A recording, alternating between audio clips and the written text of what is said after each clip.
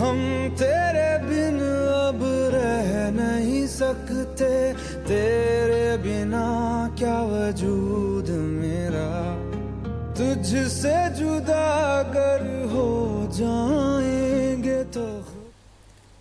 Mengatur kuis properties. Salam jumpa Bapak Ibu sekalian. Sekarang kita akan mencoba mempelajari bagaimana cara untuk mengatur quiz properties untuk software Wondershare Quiz Creator. Kita klik quiz properties. Di sini ada 5 pengaturan yang akan kita atur. Yang pertama adalah quiz informasi. Yang pertama adalah quiz title. Di sini kita bisa memberikan nama quiz yang kita buat. Misalnya kita kasih nama latihan. Di kolom kedua ada author atau informasi pengembang atau yang membuat kuis. Kita klik di edit informasi. Di sini ada pilihan untuk menampilkan author atau untuk tidak menampilkan. Misalnya kita ingin menampilkan, kita kasih tanda centang.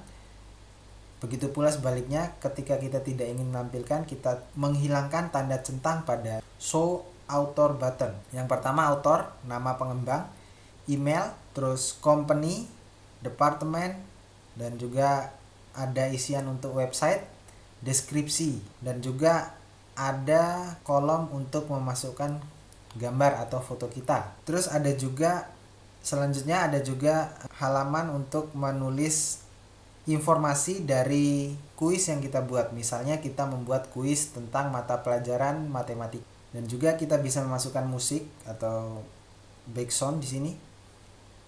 Juga kita bisa memasukkan file berupa video atau SWF. Selain itu kita juga bisa menampilkan di introduction-nya ini kita bisa memberikan tanda centang jika kita ingin menampilkan, atau ketika kita tidak ingin menampilkan kita menghilangkan centangannya. Terus kita berlanjut ke quiz setting. Di quiz setting di sini yang pertama adalah passing rate. Passing rate itu adalah nilai kelulusan. Di passing rate kita bisa mengatur berapa persen nilai kelulusan siswa. Misalnya 80.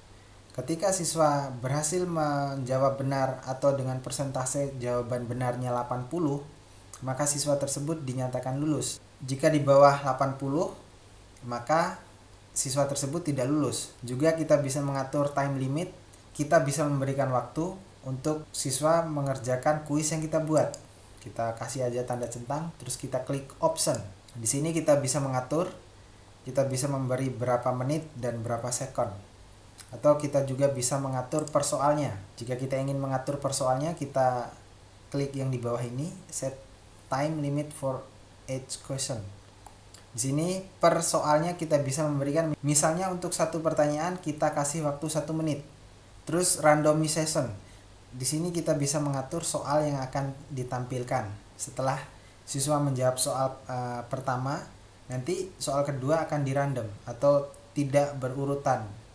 Memberi tanda centang untuk yang atas ini, random question before publish. Kita klik option. Di sini kita bisa mengatur bagaimana cara randomnya, atau kita bisa memberi tanda centang yang di bawah ini. Dan yang terakhir dari quiz setting ini adalah untuk yang pertama ini, submit one question at a time. Di sini kita bisa mengatur atau kita bisa memberi tanda centang, misalnya benar atau salahnya. Setelah siswa menjawab pertanyaannya, maka akan keluar hasilnya. Atau juga kita bisa mencentang di bawah ini. Jadi setelah siswa menjawab semua pertanyaan yang kita buat di dalam kuis, maka jawabannya akan keluar. Di sini juga show correct answer after submission. Ketika kita ingin membolehkan user atau siswa untuk mereview pertanyaan dan jawabannya, kita juga bisa memberikan tanda centang di sini ataupun tidak, sesuai dengan selera Bapak Ibu sekalian. Di sini kita bisa mencentang ketika satu siswa hanya diperbolehkan untuk menjawab atau mengerjakan kuis hanya sekali saja. Di sini. Untuk settingan ketiga adalah quiz result. Ada feedback di sini. Di feedback akan ada dua pilihan. Yang pertama adalah according to the result. Di sini kita bisa memberikan centangan ketika kita ingin memberikan kata-kata ketika siswa berhasil atau ketika siswa berhasil mengerjakan semua kuis dan lulus, maka akan ada tulisan seperti ini. Congratulations, you pass. Kita juga bisa menggantinya di sini sesuai dengan keinginan kita, misalnya selamat, Anda lulus. Dan ketika siswa gagal, maka akan muncul tulisan seperti ini. Sama seperti yang di atas, kita juga bisa menggantinya sesuai dengan keinginan kita. Yang kedua akan ada pilihan despite the result. Di sini kita bisa mencentangnya. Nah, di sini siswa tidak bisa melihat apakah di sini siswa tidak bisa mengetahui apakah dia lulus atau tidak. Misalnya kata-kata seperti terima kasih Anda sudah mengerjakan kuis ini. Di sini juga kita bisa mengedit tulisan yang akan muncul. Terus ada kuis statistik. Di sini akan ada pilihan apakah kita akan memperlihatkan statistik dari hasil kuisnya. Di sini di settingan ketiga dari quiz result ini adalah finish button. Di sini kita bisa memberikan tanda centangan ketika kita ingin hasil pekerjaan siswa kita itu langsung terkirim ke web yang sudah kita sediakan. Misalnya yang pertama, ketika siswa berhasil, maka akan dikirim ke web yang sudah kita tuliskan di sini. Kita bisa memberikan tanda centang.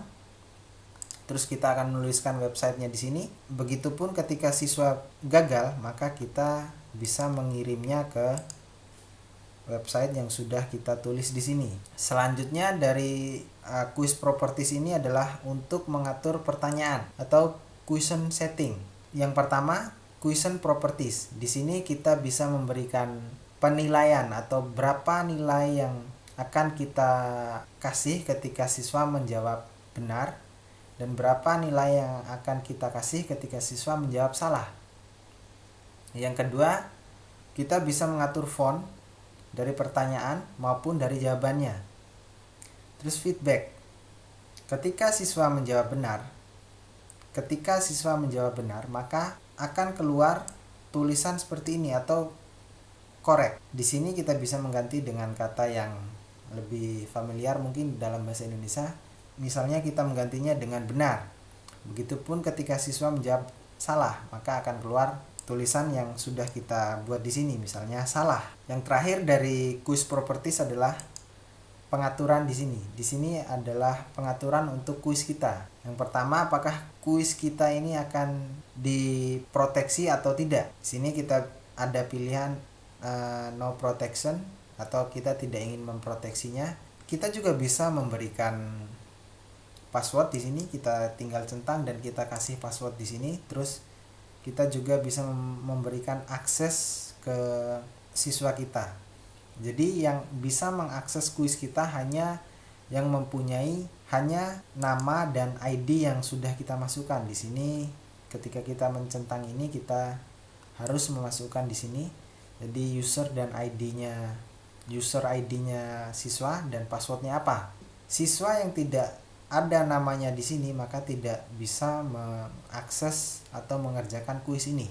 Oke, saya rasa untuk quiz properties sudah selesai dan selamat mencoba.